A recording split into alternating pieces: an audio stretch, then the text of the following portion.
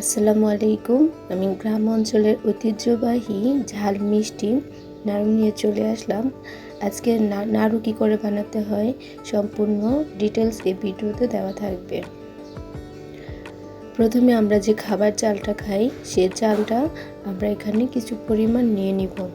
আমার এখানে লেগেছিল প্রায় 3 পট চাল। একটু পানিতে লবণ মিক্স করে নিব, আর এই লবণ পানিটা চালের সাথে মিক্স করে চালটা ভেজে নিব। কি করে করতে হবে সম্পূর্ণ কিছুই আমার ভিডিওতে দেওয়া আছে। তারপর একটা পরিষ্কার পাত্র আমি গরম করে নিলাম, আর এখানে কিছু পরিমাণ চাল দিয়ে আর একটু পানি দিয়ে মিক্স করে নিব। চুলার আঁচটা মিডিয়াম আঁচে রেখে চালগুলো ভেজে নিতে হবে। একটু একটু করে ফুটতে শুরু করেছে, আর ঘন ঘন লাড়তে হবে যেন নিচের দিকে পুড়ে না যায়, লেগে না যায়।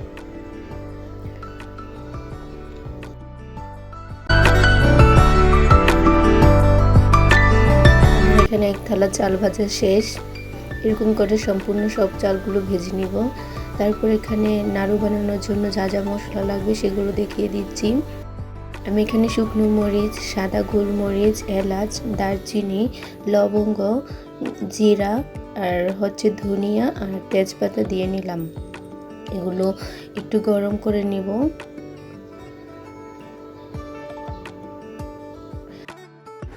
একটা পরিষ্কার পাত্রে পানি গরম করে নিব। সেই গরম পানিতে একটু আদা, আর এখানে আমি যে মশলাগুলো গরম করে রেখেছিলাম সেগুলো গুঁড়ো করে নিয়েছি, আর এই গুঁড়ো মশলাগুলো পানিতে ঢেলে দেব। আর এখানে মিঠাই নিয়েছি, মিঠাই দিয়ে আজকে চালের নাড়ু বানাবো। ভালো করে মিক্স করে নিলাম, তারপর মিঠাইগুলো দিয়ে দিব। আপনারা আপনাদের পছন্দ মতো মিষ্টি দিতে পারেন, কম বেশি। মিঠাই দেওয়ার পর ভালোভাবে নাড়তে হবে, না হয় নিচে লেগে যেতে পারে। আর যখন মিঠাইয়ের শিরাটা একটু ঘন টাইপের হয়ে আসবে, একটু আঠালো আঠালো,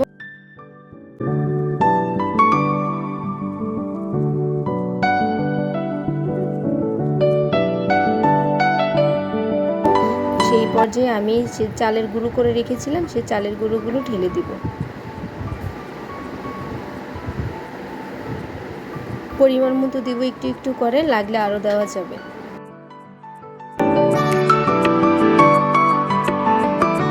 ভালো করে মিশিয়ে নিতে হবে।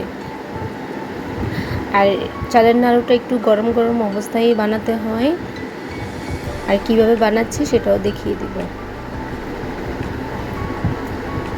আমার এখানে আরেকটু গুঁড়ি লাগবে, সেজন্য আরেকটু গুঁড়ি দিয়ে নিলাম।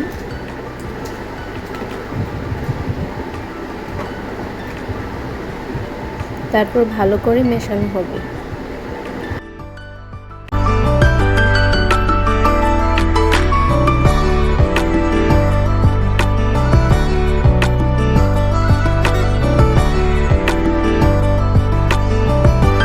চুলা থেকে গরম অবস্থায় উঠিয়ে একটা ডালার মধ্যে আমি শিলপাটার একটা ফিতা দিয়ে আমি এটাকে একটু ভালো করে মিক্স করে নিচ্ছি, যেন ভিতরে মিঠাই আর উপরে গুঁড়িটা কাঁচা না থাকে।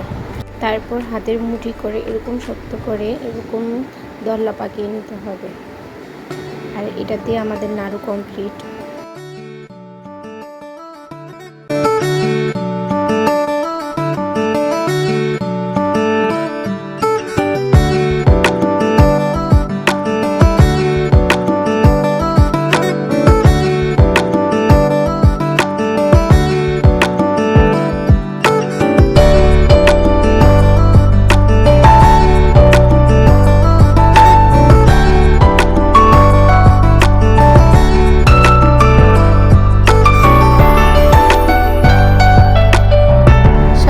অসংখ্য ধন্যবাদ আমাকে এত অল্প সময়ে এত সাপোর্ট আর ভালোবাসা দেওয়ার জন্য।